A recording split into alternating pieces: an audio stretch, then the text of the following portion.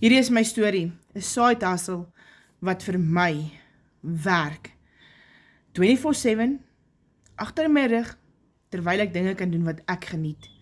En ek het 'n passie om met klein kindertjies te werk. Vir die van julle wat my nie ken nie, ek is Madeleine en ek is 'n voltydse kleuterskooljuffrou en 'n mamma van 2.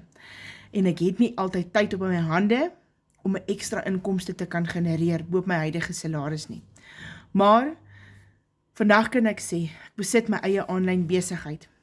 Die digitale blueprint, die proven blueprint waarvan almal praat, het ek vir myself ook nou in belê. En julle, dis 'n ding wat werk, dis veilig, dis legit en dit vat nie baie van jou tyd nie.